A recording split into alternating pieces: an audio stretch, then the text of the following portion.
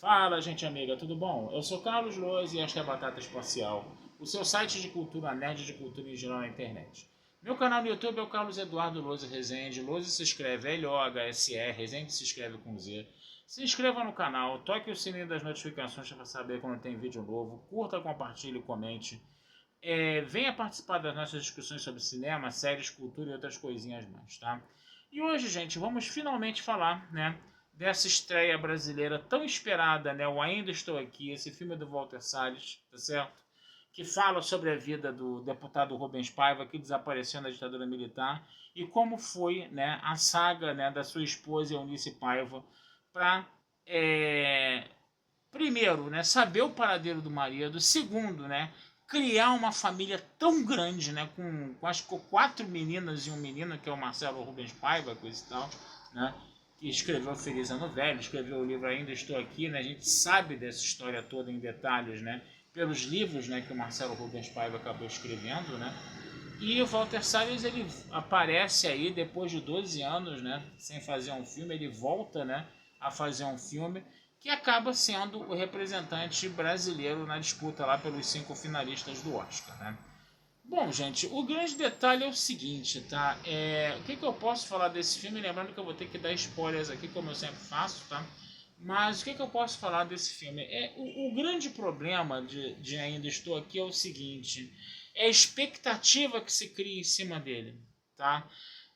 O que acontece? Com o Central do Brasil foi a mesma coisa. A Central do Brasil foi muito bem falado naquela época. A gente estava ali em 1998. A produção, acho que cinematográfica brasileira, de repente, naquela época, era até mais incipiente que a de hoje, né? Que a gente estava saindo de alguns governos ali bem canalhazinhas, entendeu? A gente também está saindo de um bem canalha agora também, né? Mas eu sei lá, a impressão que dá é que a produção cinematográfica brasileira hoje é um pouco maior do que acontecia naquela época, né? E aí qualquer feito de cinema brasileiro naquela época era extremamente celebrado, né? E aí o Central do Brasil ele veio com toda aquela força, né? Ninguém conhecia o filme, né? Aí quando o filme estreou no Brasil finalmente, né? O filme correspondeu muito às expectativas, né? As expectativas estavam lá em cima, gente, lá em cima mesmo, né? E aí as pessoas estavam completamente deslumbradas pelo filme e ele correspondeu muito bem às expectativas naquela época. Se a gente fizer uma comparação agora com Ainda Estou Aqui, entendeu? É outro filme que está com a expectativa lá em cima, tá? Com expectativas altíssimas também, tá? Mas eu vou dizer para vocês, cara, eu vou dizer para vocês, isso é uma opinião minha, tá? Não vou dizer que tem que ser de todo mundo. Isso é só um ponto de vista meu, tá? Eu acho que o filme ele não correspondeu tanto às expectativas quanto Central do Brasil correspondeu. Porque o grande problema desses filmes é isso. Você bota a expectativa lá em cima. Aí quando você vai ver o filme é até bom. O filme é bom pra caramba, entendeu? Mas você esperava mais, porque a expectativa está muito alta, né? O Central do Brasil ele conseguiu corresponder às expectativas altíssimas do público, entendeu? A meu ver, esse filme agora, Ainda Estou Aqui, né? Ele não chega a tanto, tá? Mas ainda assim é um filme muito bom. Ainda assim é um filme que tem atuações memoráveis, tá? A Fernanda Torres realmente nesse filme ela tá sensacional, tá? O Celton Mello também, o pouco tempo de tela que ele tem, tá muito bom também, tá? E o que acontece? O filme a gente pode dizer que ele vai ter dois momentos, né? O momento de antes da prisão e o momento pós-prisão, que é o grosso do filme, né? E o que acontece? No momento antes da prisão, você tem uma forma de vida, assim, vamos dizer assim, um estilo de vida altamente prosaico, tá? De uma família de boas posses, né? Que morava na Delfim Moreira, né? Numa casa na Delfim Moreira, de frente para a Praia do Leblon, né, pô? Pessoal que mora numa casa na Delfim Moreira de frente para a Praia do Leblon tá muito bem de vida, né? A gente tem que falar isso, né? E você via que era uma vida muito prosaica, que era uma vida muito boa, que era uma vida muito bucólica. O portão da casa ficava aberto, olha só isso, gente. Pra rua, assim, né? As crianças saíam de casa, iam pra praia, davam uma caidinha, voltavam pra casa, como se, entendeu? Como se a praia fosse uma extensão da casa deles ali, né? E aquela vida muito alegre, você ia para sorvete, a família toda ia para sorveteria, a família toda ia para o restaurante. Você tinha aquela coisa altamente bucólica, altamente burguesa até, né? Muito burguesa, coisa e tal, né? Uma realidade de uma família de, sei lá, classe média alta, até classe alta ali, morando na Zona Sul, tudo bem, tudo numa boa, né? Mas já com o fantasma da ditadura militar ali, né? Tem uma hora que a filha mais velha, se eu não me engano, ela é parada numa blitz, né? Dos militares, porque o embaixador da Suíça tinha sido sequestrado, né? Ela foi tratada com uma truculência enorme, né? Então aquilo foi uma coisa que já traumatizou, né? Mas eles continuavam vivendo ali na casinha deles, no cantinho deles ali. Mas volta e meia passava um helicóptero do exército, volta e meia passava um caminhão cheio de soldado na beira da praia. Então, quer dizer, o fantasma estava por ali. E a gente via, né, o nosso Rubens Paiva ali, né, conversando com todos os amigos dele de esquerda ali, falando as coisas ali nas entrelinhas, coisa e tal, e ele atuando, né, como uma forma de resistência à ditadura militar, ou levando cartas para as pessoas que tinham se exilado, para parentes de pessoas que tinham se exilado, ou ajudando pessoas a fugir do país, né? Ele estava, mas não participando da luta armada. Ele estava só fazendo essas coisas, né? De ajudar pessoas a fugirem, ajudar pessoas que estavam fugidas a entrar em contato, a se comunicar com os entes queridos que estavam aqui, coisa e tal. Até que chega o dia que é o ponto de virada no filme, né? Tava tudo bem, tudo maravilhoso, tudo lindo, né?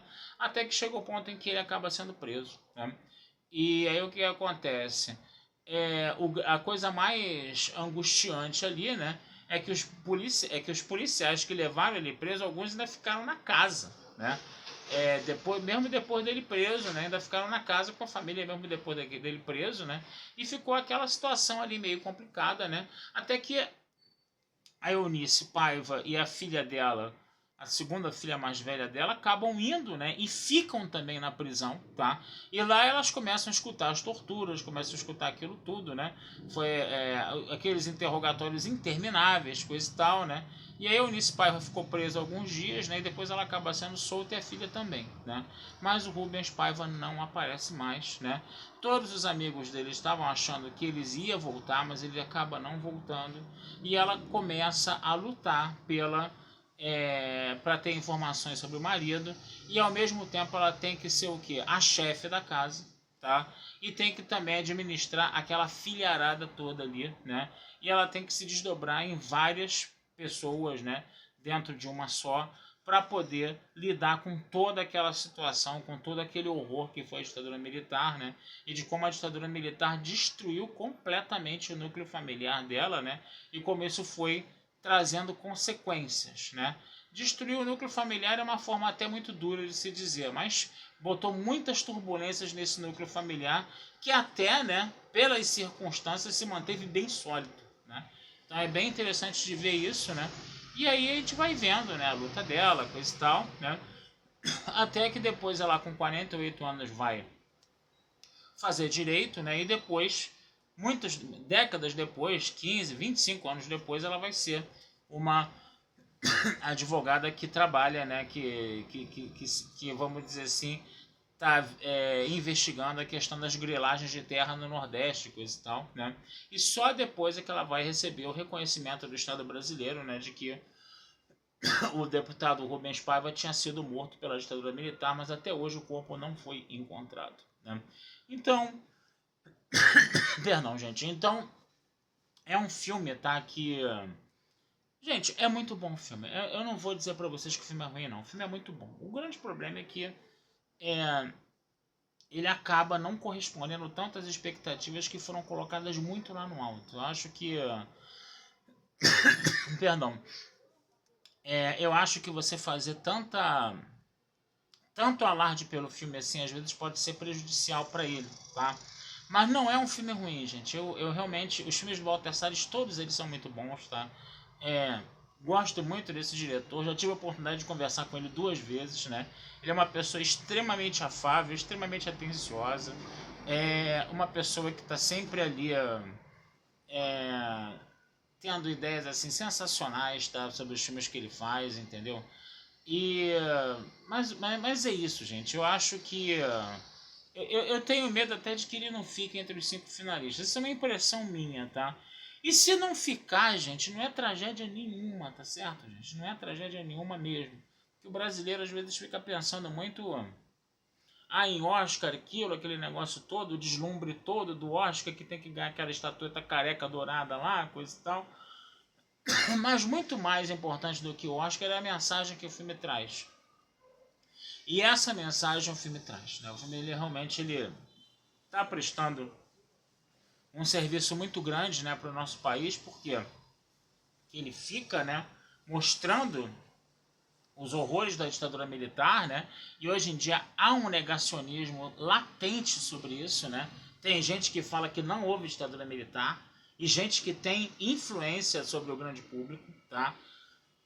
Eu não preciso dizer, cantores de música sertaneja aí que ficam falando, não teve ditadura militar, não, coisa e tal. Cara, brincadeira, não tem que dar um tapa na orelha de um sujeito desse. Mas deixa pra lá, entendeu? Aí o que acontece? Isso tudo documentado, isso existe, isso está tudo comprovado, mas parece que esse negacionismo é colocado de forma proposital, né? Para manipular o povo mesmo que é menos informado, né? Fake news mesmo, né? Descarada, coisa e tal, né?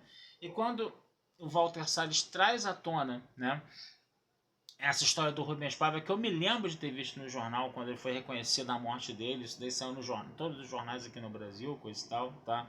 Mas quando teve essa... E foi até um negócio curioso, né? Porque a Eunice Paiva recebeu esse atestado de óbito como uma grande vitória, né? Ela falou que é uma situação muito estranha você ficar feliz com um atestado de óbito, né? Mas finalmente dava, né, um desfecho àquela situação, né? O Estado brasileiro reconheceu que matou, né, o Rubens Paiva, embora não tenha acontecido rigorosamente nada com quem matou, né? Para variar, né? Perdão, dentro daquela lei de anistia que aconteceu aqui, né, no Brasil, né? Mas foi uma vitória, né? Resultado de muitos anos de luta, coisa e tal, né? E o grande, eu acho que talvez o momento mais tocante do filme tenha sido realmente no final. A Fernanda Torres foi sensacional o filme inteiro, tá? Mas você vê a Fernanda Montenegro, né? Aparecendo só em alguns pequenos momentos do final do filme, né? E roubando completamente a cena, né? Não dizendo uma palavra sequer, né? Só gestos, expressões faciais, né? Quando ela está sentada numa cadeira de rodas, ela estava completamente inerte, fazendo uma Eunice Paiva já acometida gravemente pelo Alzheimer lá, totalmente estática, totalmente abobalhada. Mas quando ela estava vendo, né, uma reportagem sobre a ditadura militar na televisão, né, e ela começa, né, a mudar a expressão dela, e ela só com a expressão dos olhos dela você vê que a Eunice Paiva, que está ali desaparecida no Alzheimer, ela emerge assim e volta de novo, né, para as profundezas, né? Aquilo foi muito forte, gente. Realmente, Fernanda Montenegro é demais, tá? E é impressionante como ela consegue roubar completamente a cena no final do filme, tá? Com alguns momentos, entendeu? Só de atuação e no mutismo total, cara. É impressionante, tá? E a Fernanda Torres, gente, ela realmente ela tá aí rodando o mundo, né, mostrando, promovendo o filme, né, junto com Walter Salles, coisa e tal. Teve até um dia lá que o Terry Crews tirou uma foto com ela e com o Celton Mello, né, foi bem bacana, né. Mas, quer dizer, a gente espera tudo de bom para esse filme, a gente torce muito para esse filme, coisa e tal, tá? Talvez essa expectativa muito alta tenha atrapalhado um pouco, sim, entendeu? Porque de repente você fica ansioso, você quer mais, quer mais, quer mais, quer mais ali à medida que o filme vai passando, né? Mas aquele mais, aquele a mais que você quer não chega por causa da tua expectativa altíssima, tá? Mas mesmo assim, vale a pena ver esse filme, vale a pena ir ao cinema. É um filme muito bom, sim, tá? Se vai ficar entre os 5 indicados ao Oscar, entendeu? A gente não sabe. Mas também se não ficar, que se dane, cara. A gente precisa de um filme desses, né? Como o próprio Walter Salles e a própria Fernanda Torres falaram, né? Eles estavam muito felizes, né, de ver o filme estreando no Brasil, né? Porque apesar do filme estar rodando o mundo e despertando muito, despertando muita admiração em vários lugares do mundo, né? Esse é um filme feito para o Brasil e as sessões estão lotando e tem várias sessões. É difícil você ver um filme brasileiro com essa visibilidade, né? Com essa visibilidade você tem um filme em 2, 3 salas de cinema, passando em 3, 4 horários, né? Ao mesmo tempo ali, né? Para você ter bastante chance de gente. E o cinema lotado, gente. Lotado. E você vê que a galera tá indo por causa do filme, tá? Tá tendo o Festival Varilux de Cinema Francês, que tá lotando também. Mas eu acho que, de repente, até a audiência do Festival Varilux de Cinema Francês, ela tá ficando tão grande, entendeu? A reboque, né? Do Ainda Estou Aqui. Eu acho que isso realmente tá acontecendo um pouco, sim. Eu acho que Ainda Estou Aqui tá trazendo o público para o Festival Varilux de Cinema Francês, que já é um festival também muito badalado, muito concorrido também, tá? Então, gente, não percam a oportunidade de ver, tá? Eu Ainda Estou Aqui, tá? Apesar de eu ter achado que... Apesar de eu ter tido essa opinião de repente tá, a expectativa foi alta demais para ele, coisa e tal, tá? Mas ainda assim é um filme muito bom e vale a pena muito mesmo, tá? Vocês darem uma chegadinha para assistir esse filme. Tá certo, gente? Vou ficando por aqui, tá? Desejando vida longa e próspera a todos. Meu canal no YouTube é o Carlos Eduardo Luza Rezende. Meu site é o batataespacialtudojunto.com.br. Futuramente vamos conversar aí sobre mais filmes com vocês. Eu tô doido para ver mais filmes do Varilux, tá? De falar mais do Varilux com vocês. Cedo ou tarde eu vou fazer isso. Se não for agora, enquanto o festival tá rolando, depois lá pra frente eu falo, ó, esse filme teve no Varilux, tá? Quando eles forem estreando em circuito. Tá certo, gente? Um abração, fui e até a próxima.